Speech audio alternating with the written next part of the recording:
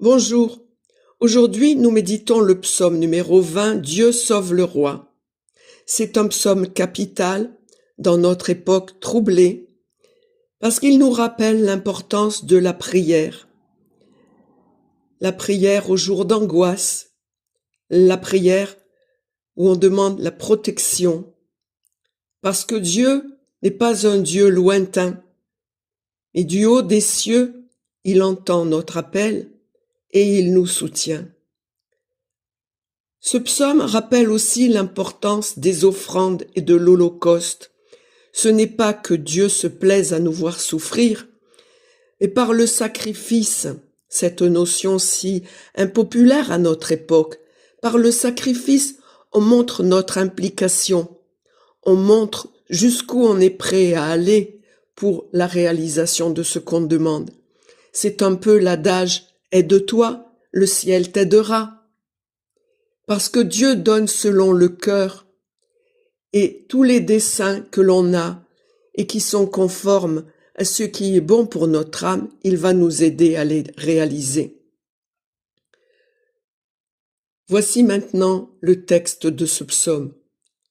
Qu'il te réponde Dieu au jour d'angoisse, qu'il te protège le nom du Dieu de Jacob, qu'il t'envoie du sanctuaire un secours et de Sion qu'il te soutienne.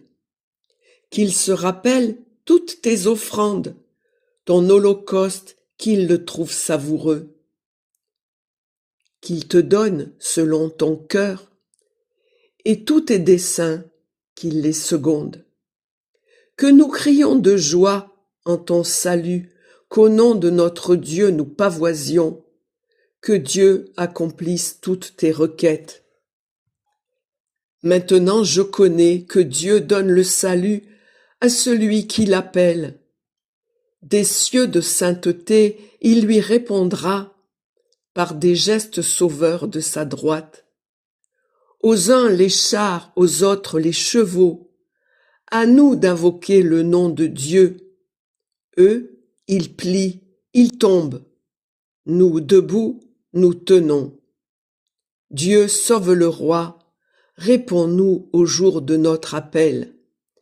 Donc, quand on affermit sa position dans la certitude que Dieu est là pour nous aider, notre foi, notre espérance, notre confiance vont nous donner la force d'avancer et de trouver le succès dans nos entreprises. Donc, restons dans cet état d'esprit. J'espère